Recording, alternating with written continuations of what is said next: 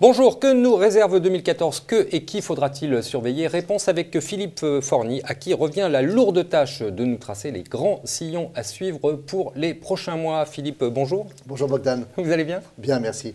Alors, cette année 2013 ? Une bonne année. Content ? Oui, content parce qu'une bonne année sur les marchés d'actions, une bonne année somme toute sur l'obligataire également, alors que le chemin ne paraissait pas si évident au cours de l'année. Au bout du compte, tout se finit bien. Donc, vous m'avez quand même dit bon résultat, bonne collecte, donc vous êtes super. Non, vous êtes content quand même. On reste modeste. Soyez pas modeste. Non, on reste modeste, bon résultat, bonne collecte, c'est vrai. Et alors, la Fed, finalement, elle a agi. Oui, elle a agi, ça c'est une bonne nouvelle pour les marchés d'ailleurs. Ça vous a surpris ou pas? Vous l'anticipiez? Non, on l'anticipait, clairement on l'anticipait, ça avait été d'ailleurs préannoncé, et c'est vrai que ce mouvement est quand même significatif, et il marque surtout un changement d'époque. On change d'air au niveau de la crise, on a quelque chose qui va devenir effectivement plus léger, la béquille est progressivement retirée, et il nous semble que c'est plus favorable pour les marchés. Et que les marchés montent?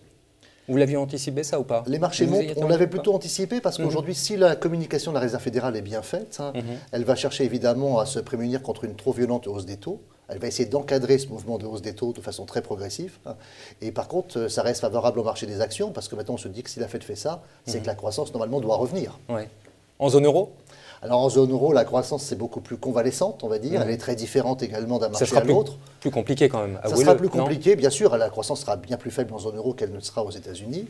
Mais globalement, il nous semble que des choses s'améliorent et que la dynamique est plus favorable. Elle l'est d'abord sur les pays de l'Europe du Sud. Bien évidemment, on a toujours la locomotive allemande qui continue de tirer l'ensemble de la zone également. Après, les pays, on va dire, plus intercalaires posent quand même quelques questions, et notamment la France.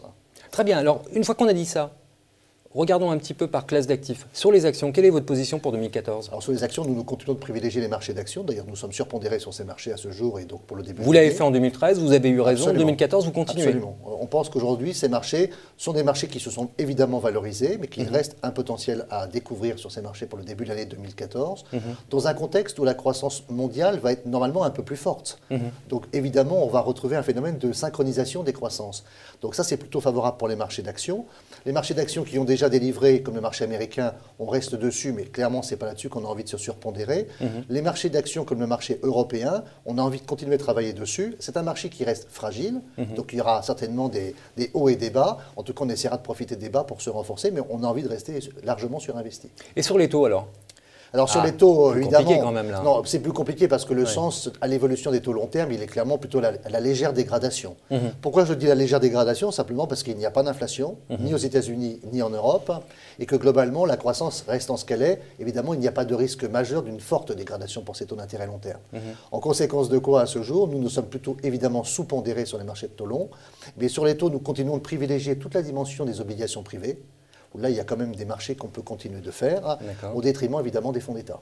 Les convertibles, ça vous intéresse? Oui, les convertibles, c'est un très gros marché pour nous. On a d'ailleurs un produit de très grosse taille sur les convertibles.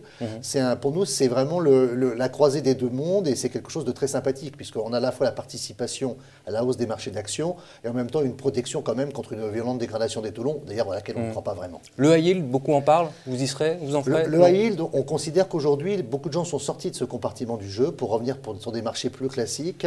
Donc on ne dit pas qu'on n'en fera pas, mais en tout cas, clairement, on n'a pas envie d'être surpondéré dessus. On termine par les devises. Ah, sur les devises, par contre, il y avait un petit problème en 2013. Oui. 2014, votre position sur l'euro-dollar? Sur les devises, il y a effectivement eu un petit problème en 2013 qui est notamment lié à la position sur l'euro-dollar. Oui. C'est vrai que depuis longtemps, on voit quand même le dollar se réapprécier contre l'euro et que ce n'est pas franchement ce qui s'était produit jusque-là.